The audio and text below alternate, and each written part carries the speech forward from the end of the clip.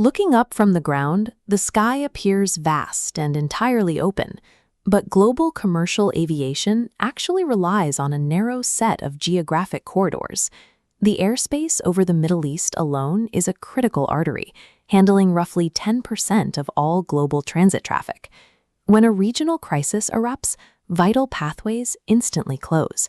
Airlines hit an invisible wall of airspace restrictions. This chart shows the regional fallout. Over 50,000 flights are disrupted immediately, and a full one-third of weekly seating capacity vanishes overnight. Passengers feel this supply shock directly.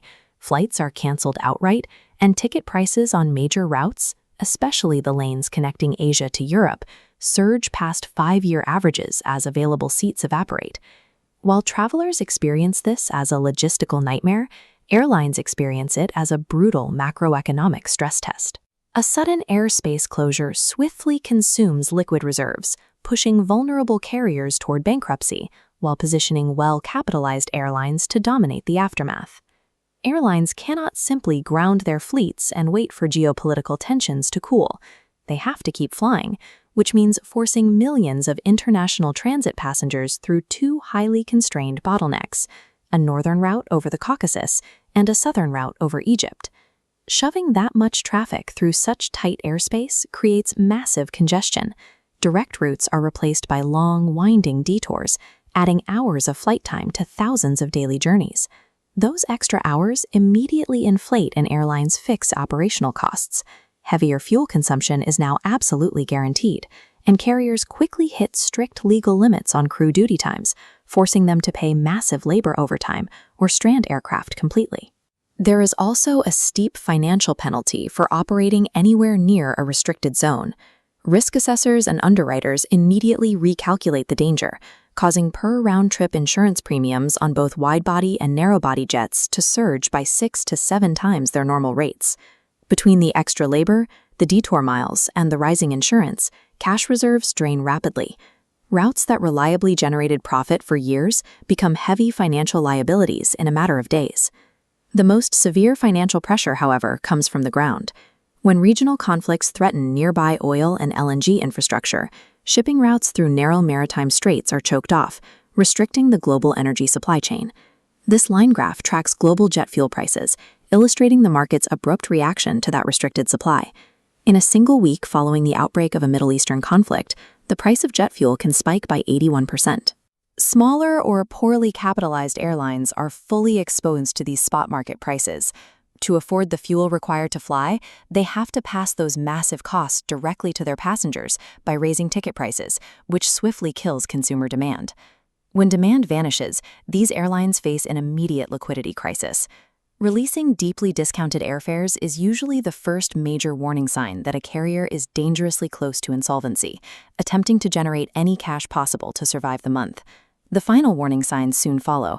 Their flight schedules become entirely unreliable, plagued by last-minute cancellations, and reports leak that executives are frantically searching for a merger partner to absorb their debt.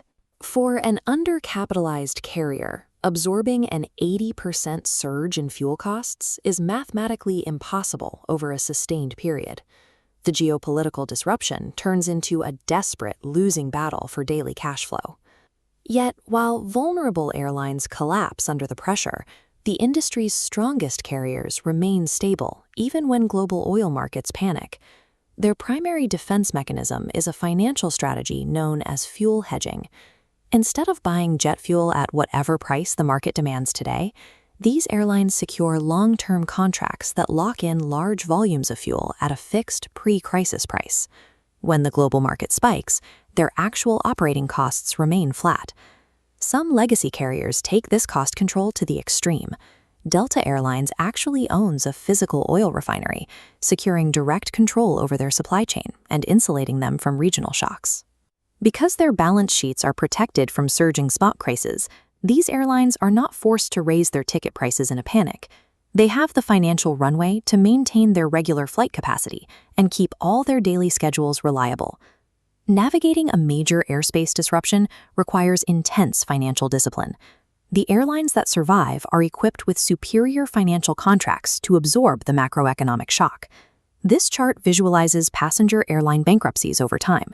It reveals clear spikes in corporate failures during global macroeconomic shocks, heavily concentrating around the 2008 financial crisis and the COVID-19 pandemic. As airspace closures drag on and fuel prices stay elevated, the unhedged, over-leveraged airlines finally burn through their remaining cash reserves. Unable to cover daily operating expenses, they abruptly declare bankruptcy and cease all operations. The immediate fallout strikes the consumer. Travelers mid-trip are abruptly left stranded at the airport as departure boards turn red. Their only recourse is frantically scanning their travel insurance policies for specific insolvency clauses, hoping they are covered enough to buy a replacement ticket home. The geopolitical conflict acts as an unforgiving industry purge. It ruthlessly clears the market of undercapitalized and poorly managed operators. Currently, new airline market entries are sitting at multi-decade lows. When a vulnerable competitor suddenly collapses, it leaves behind a massive, highly valuable vacuum in the passenger market. This initiates the predator phase. The financially strong, well-hedged airlines use their protected cash reserves to go on the offensive, aggressively targeting their distressed competitors. They sweep in to purchase grounded aircraft, physical infrastructure, and highly coveted airport gates at discounted crisis valuations. They immediately step in to fly the lucrative, high-demand flight routes left vacant by the bankrupt carriers, permanently absorbing that newly available market share. Once the crisis ends, the market has far fewer players competing for the same travelers. With smaller rivals gone, the remaining giants can keep ticket prices elevated even as costs normalize, leveraging their lack of competition to protect margins. Geopolitical shocks act as a funnel, moving market share and power from the many to the few.